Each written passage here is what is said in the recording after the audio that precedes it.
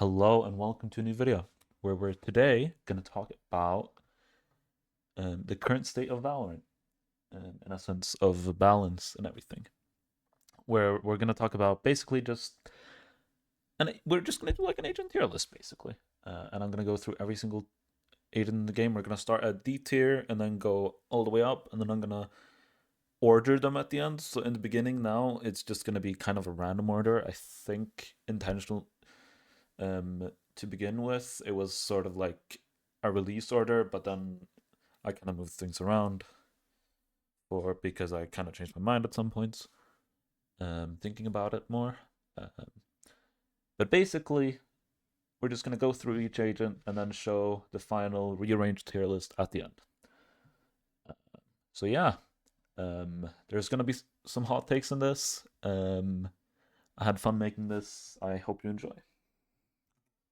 So we're gonna start immediately with a extreme hot take, and we have Killjoy in D tier. And as you see up here, D tier to me is just kind of an agent that's just not good at the top Valorant level of Valorant professional play. I genuinely, in this current meta, I do think that Teo just straight up still, after the nerfs, completely counters Killjoy.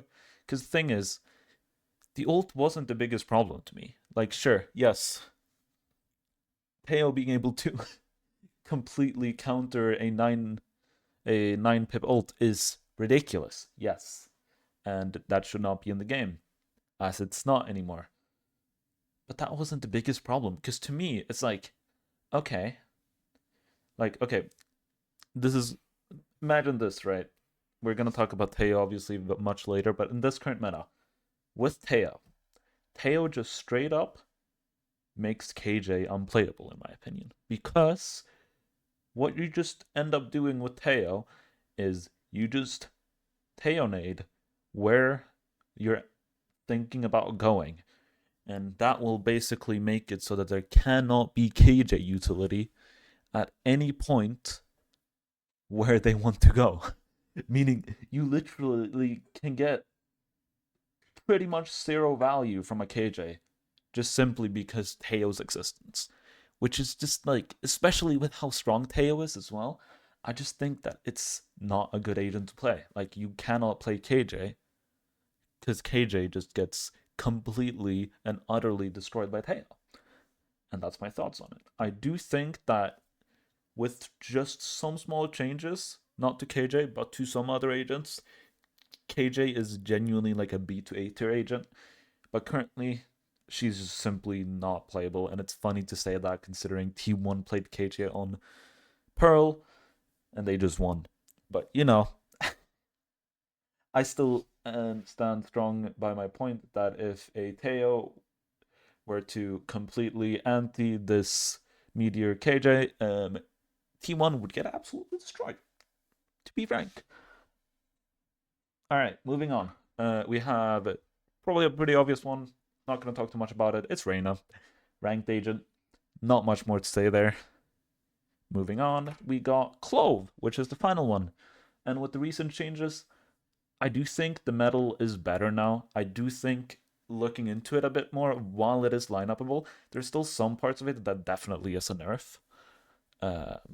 Meaning I do think it's kind of maybe like more of a like rebalance than actually it being better or worse. It's more like they've just changed it to a way where maybe it's more usable in pro play, but not as good on like those blast takes that you might have used it on before. Um, when it comes to the smokes, that's obviously a big nerf, and I do think the pick me up was maybe a bit worse, but I don't think it made much of a difference. Either way, Clove's a ranked agent to me. Obviously, it's kind of funny that EDG played them last year and still played them this year, but they're just not good enough to be a pro play agent, in my opinion. They just aren't. Moving on to C tier, another one that might be a bit controversial for some people. We have Brimstone, where to me, personally, I know a lot of people are like, well, he's playable on Bind and Fracture. Yes. Okay. he is playable. But if you look at the C tier, playable if executed correctly, but should always be an off meta pick. Basically, and Brim is actually the reason why it says should and not is an off, is always an off meta pick. Because Brimstone is currently meta on Fracture and Bind, but I don't think he should. Because I do think that Astra, not Omen on Bind specifically, but might even be on Fracture. But Astra is just straight up better than Brim in 99% of situations on both of those maps. So yeah, that's why he's down here. You're gonna see later when we rearrange it that he's not far up in C either. I will say though, between KJ and Brim, there's not really a big tier gap, but then from KJ down to Reyna Clove, there's a pretty big tier gap, I will say. Moving on, we have Phoenix, where I do think the Phoenix changes definitely made a difference. I do think, and I think as we say, you really need a good Phoenix player for it to get basically any value. And then also it's like kind of like, okay, maybe you could play it on Pearl. Like there's just certain maps that you might be able to pull it off on. And even then, you need a really good Phoenix player for it to look even decent to me. And that's just like not a good agent to me. I do think that he is a demon in solo queue, and in but it just doesn't work in VCT. Just simply, to put it simply. Another one that's going to be a bit controversial here. We have Sky in C tier. It might not be controversial, maybe not, but basically, Sky in current meta, there are just so many insanely good initiators that Sky just kind of becomes this agent that's just like there. Sure, you can play her. She's pretty decent, but she's just there. Like straight up, like there's nothing special about Sky. And the only reason I would see you really playing Sky is if you have an insane Sky player. Like, for example, I see why Vitality play it on Bind. Do I prefer it? No. Do I think it might be the correct choice considering how fucking insane Kicks is on Sky? Maybe. Moving on, we have Harbor, which some might even have put in D tier. But to me, Harbor is that sort of agent where if you look at a player like Sadak, or like when we've seen Harbor be good, he can be so good. It's so difficult to execute in a proper way that it's like, and that's kind of why he is not that high up, because it's just so difficult to execute on. Because Harbor is such a predictable agent. Like if he puts up his wall, you know that they're gonna execute. If he uses his cascade, you know he's close by. Like it's very difficult to be a Harbor player and be tricky. You kind of need to play Harbor in a way that's very predictable, and that makes it really difficult to play Harbor. Moving on, we probably have the most controversial thing in this video, where we have C tier Jett. I will say, Jett's in the top of the C tier. Top C tier. If I don't remember wrong, I'm pretty sure she's top C tier. I will say, this is a pretty big tier gap from these. Maybe Sky could be included with Jett here, I would say. But basically, my thoughts on Jett currently is that kind of similar to Sky, where it's just Jett is just kind of the worst dive duelist right now. I do think the smokes help, but I just think that considering every single dive duelist right now have some piece of utility to help them get kills, except for Jett, is just makes it so that Jett's abilities don't seem that good. And you'd think like, okay, but she's more movement based, and sure, yes, that's true. And for that, I'm just gonna say, well, then her movement should be better than the others, but it just isn't right now. And that's why I think Jett is C tier, because I think Neon has her stun, WAYLAY has the little thing, and then the ult and everything. You have Race with literally nade, boombot. You know, you have And then you have Yoru, obviously, who's more of like a pseudo dive sort of agent, a bit of a weird category, but you could call him a dive agent. And there we have flashes, we have Yoru clone. You get my gist, right? Jet needs to have superior movement to those agents to be competing with them. And currently, she just doesn't. Moving on to B tier, we have one that I would say is controversial to have Sage above Jet, probably, and also have Sage above a bunch of other agents. But let me explain. To me, Sage is just a type of agent, kind of similar to how a lot of people think about Brit. I do think Sage is basically a must pick on Icebox, and although not a lot of teams are doing it, I think straight up, if you're not playing Sage on Icebox, you're throwing. Also, I do think there are certain maps where she can be played on. Like, I think Sage on Abyss can be experimented with. And there are also some maps like Split where it's been played before, and I think it can look good. But overall, extremely map dependent. I gotta say, she's in the bottom of B tier. But as we see here, the B tier basically stands for map dependent and or extremely limited by what comp it's good in. Basically just saying either it's just very like just straight up terrible on a lot of maps and then just good on like a few maps, or it's like you need to play this comp for it to work whatsoever. All right. Moving on, we have KO, where this one is not very map dependent and it's more to do with comps to me. I do think KO can work. While I don't think it's ever really going to be the optimal, except for maybe Ascent, I do think that KO can work. But once again, you need to basically build a comp around KO, in my opinion. I do think something like what we saw in Icebox last year is a showing of that, although I do think that was, as I said, suboptimal, as we didn't have a Sage on Icebox. I do think it's doable and works well, as we clearly saw last year. And that's why I put KO here, because I kind of feel like he's one of those agents which theoretically is really good, but you kind of need to really build off of KO for it to be that good. And even then, it's really difficult to make it be that good. Except for Ascent, obviously. Ascent KO is just ridiculous, and we all know it. Moving on, we have Chamber, where basically for me, you need to have basically build your entire comp around getting a Chamber into it if you want to get a Chamber into it. A great example for that is a G2 on Abyss and Pearl, where on both those maps they have Vice, Astra. They have so much other stall utility, and that's kind of the problem for me with Chamber, is just because he is a Sentinel, that means that he takes up us, because he's a Sentinel that isn't really good at stalling a push.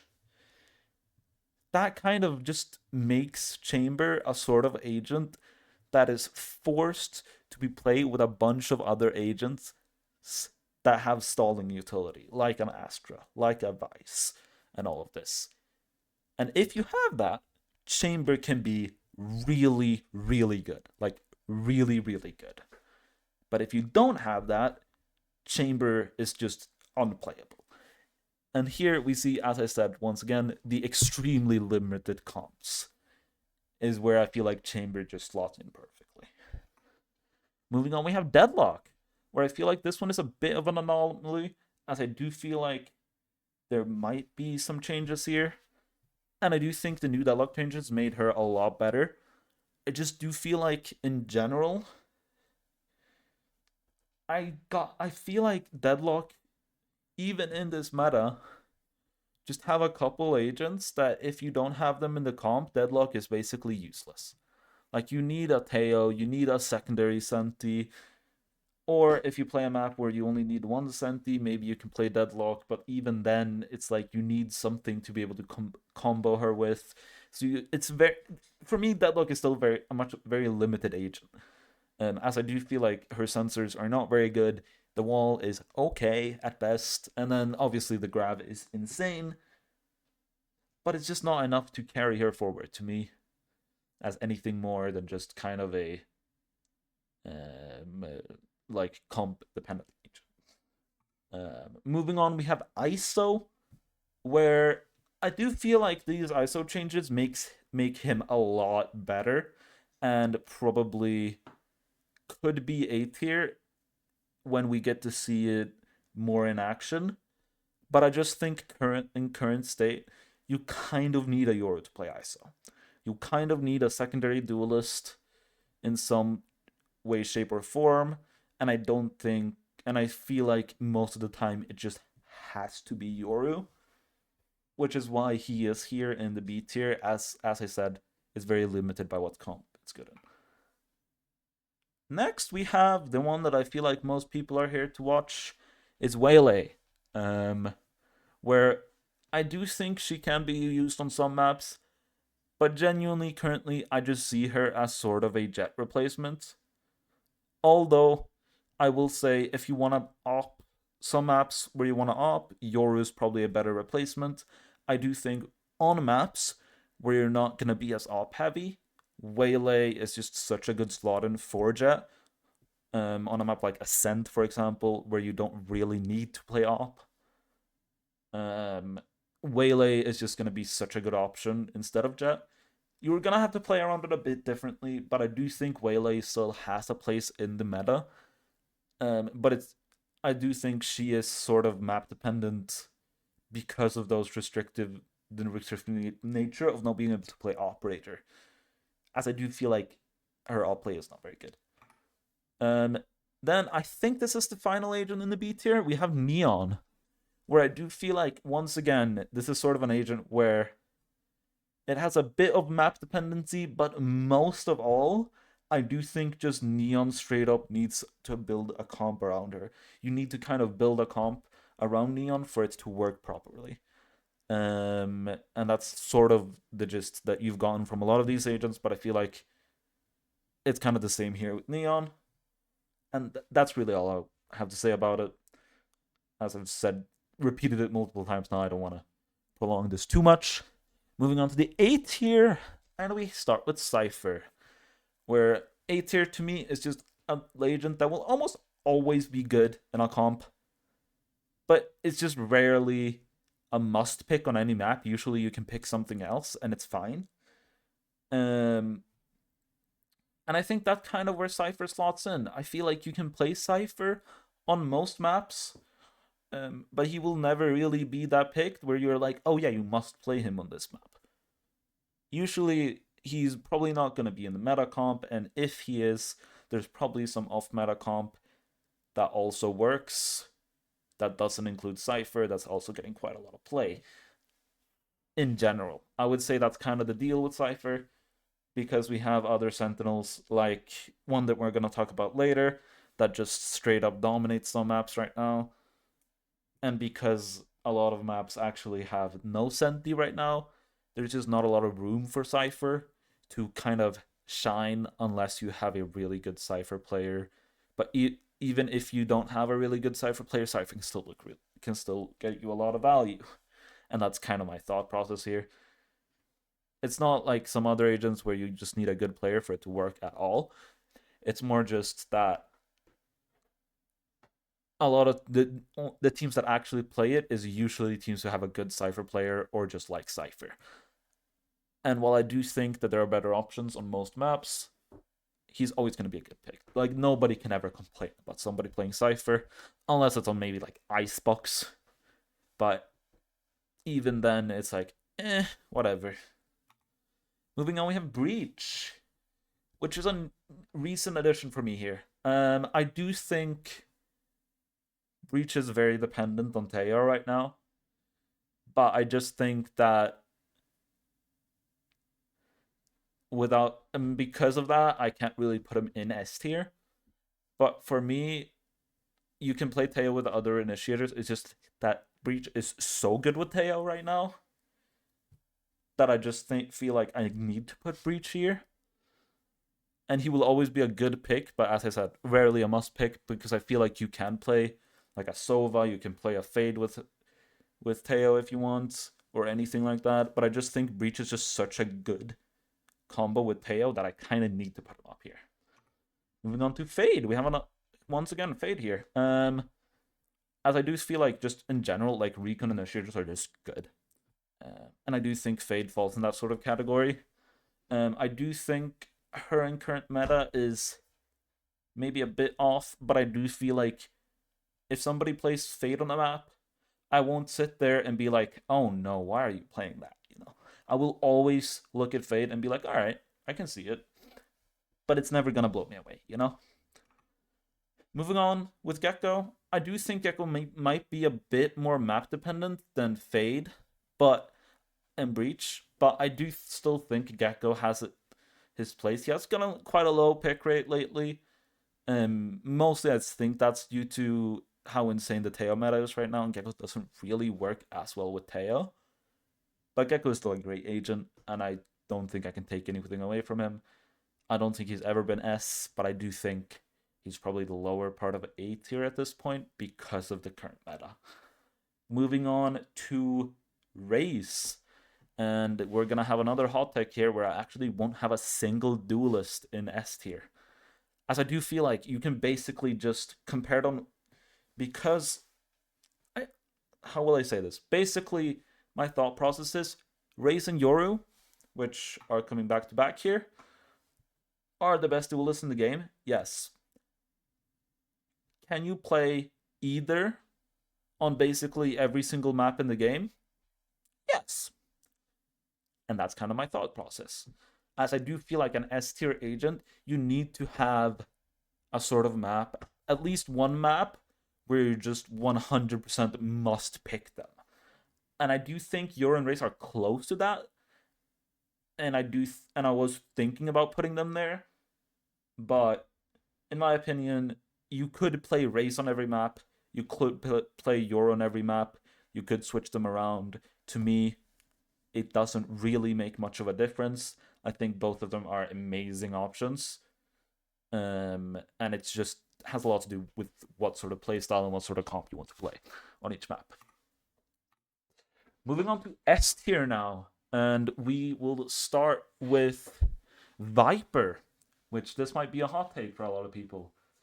I will say Viper is lower in the S tier, but basically my thought process on S tier is just it's a must pick on multiple maps with very few good counters. And for Viper, that's, to me, at least currently, the must pick maps. Although Teo meta will change that up a bit, I do think, on a map like Lotus, but I do think on Lotus, if you're not playing Viper, you're kind of throwing. And also, obviously, we have Icebox now in the map pool, and Breeze is not in the map pool, but still, and because we're talking about current map pool, that doesn't really matter, but we have that as well. But also, just in general, I do think Viper is getting underplayed right now. I do think Viper is still a really good agent. And if you wanted to, you could go double smokes on basically every map except Icebox and just play Viper on every map. Genuinely, I still think Viper is that good. I think you could play Viper on every map and commit to that and just have a player that's really good on Viper, and I wouldn't complain. And that's kind of why I have her up here. As while she's not maybe the most picked agent currently, I do think that if a team could commit with a really good Viper player to playing Viper on every single map, and they could win events and be one of the best teams in the world. And I'm not just saying that like they could win events and be one of the best teams in the world, because you could do that with any comps if you have the best players. But genuinely, if you have the strategy, like you could be like a top team in the world and genuinely compete and be actually making really good comps and be really versatile, even with a Viper, as I do feel Viper is that much of a versatile agent. Moving on to Omen, where here I will say we have, I'm pretty sure, no, not Astra yet, but Omen and Astra will be up here as well, as I do feel like Omen and Astra to me are kind of interchangeable. I will say Astra has some maps where I see Astra being stronger than Omen. And the reason, well, you might say like, well, then Omen and Astra are kind of like Raze and Yoru, no? Where I feel like is kind of wrong there is that Astra to me is one of those agents that's actually up in S tier that I do feel like should be here but isn't. As I do feel like Astra is underrated in the pro scene and should be a must pick on multiple maps, but just isn't right now. Omen is that agent, and that's kind of why it's up here. As I do feel like, especially on a map like Lotus, he has basically been picked 100%. And in general, he's just like a high pick rate on basically every single other map in the game. And that's why he's up here. Then we got Sova, which I believe that Sova is the best recon initiator in the game. And if you wanted to, you could play him on every map. But I do feel like there are certain maps where Sova literally is just a must pick. And an example of that would be, what could we say? Like, I would say, I would almost argue Icebox, although there was a KO meta there, which is going to be interesting to see if that continues, the KO Gecko meta. But in general, I would say like a Pearl, for example. Or wait, no, Ascent as well. Like, there's just so many maps right now where Sova is just so ridiculously good that you just can't not put him up here. Then we go to Astra again, which, once again, is an agent that a lot of people probably wouldn't have up here. But to me, Astra is just so ridiculously good and works so well in this meta. She's just not getting played enough because people... I don't know if people are scared of playing her or if it's just that people are undervaluing her. But she's just ridiculously good right now. Like, she has 5 stars now. I feel like people have forgot that Astra is on 5 stars now. Like, she's so fucking good right now. So fucking good. But obviously, Omen is also so fucking good. And because I think it's also kind of because so many teams are used to playing Omen now, that Astra has kind of become this pick that a lot of teams are like, well, we can play Omen here anyways. Let's just play Omen. So yeah. Moving on, we have Vice, which is the other Sentinel I was going to talk about. Where Vice, to me, unlike a map like Abyss and a map like maybe Pearl, I would say she's practically a must pick at this point. She's that good. I do think that she's basically playable on any map, although there are currently, I would say there are certain maps where she definitely is better than other, like Abyss and Pearl. I do think she is probably one of the best Sentinels, no matter which map you play, which is just ridiculous. And then finally, we have Teo, who I think is a must pick on every map in the game right now. It's genuinely that insane. I think Teo is the best agent ever to exist in all of Valorant. I genuinely believe so. Better than Double Nade Race, better than anything like that. Like, genuinely, Teo is the shit. He is so fucking good. Like, the drone, best drone in the game.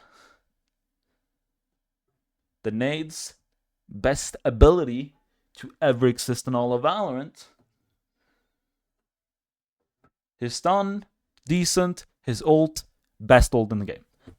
Like, it's just a ridiculous kit that just should not exist on an agent. Like, it's just so ridiculously good that if you don't play it right now, you're kind of throwing. Like, sure, okay. I'm gonna say this. You can play other comps and still be good. Don't get me wrong.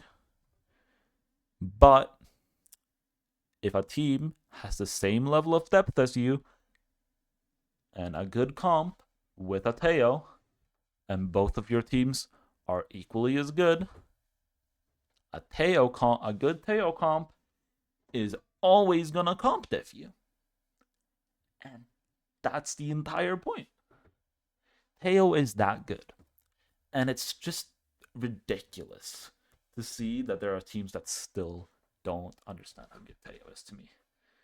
Hopefully we'll see it more in Stage 1, and then he will get nerfed. But for now, even more nerfed then, obviously. But for now, he's the best agent in the game. And I don't think it's close. So here we go. here we got the rearranged list eventually, where we see obviously Teo's on top. Then we actually have Sova second, Vice third. Basically, there my thought process is just I think Sova is the most must-pick agent on a bunch of his maps, and Vice is more of a like you can kind of you don't need to play Vice on a lot of maps, but you can basically. And you don't. And with Astra Omen, I feel like those can be kind of interchangeable on a lot of maps. But I do actually think currently Astra is better than Omen. Then Viper is obviously going to be the lowest part of that. And then going through the other tiers, I think Chamber is one of those agents, but that's just like if you can play him well, he's just so strong that I would say is the strongest in the B tier when he's played at the highest level, like a Leaf, for example. But yeah, this is my tier list. I would say the biggest tier gaps is probably between Clove KJ is a pretty big tier gap. And then I'd say between Harbor and Sky is a pretty big tier gap. And then what's another big tier? And I'm not talking about the ranked tier gaps, obviously, because those already exist. What's another one that you might say maybe? I would say honestly, probably from Cypher to Race is a pretty big tier gap. And then I'd say from Sova to Teo as well. Obviously, I think Teo's just straight up the best agent, and I don't think it's close, as I said before. But yeah, this is my list. And I hope you enjoyed this video. I'll see you in the next one. Bye.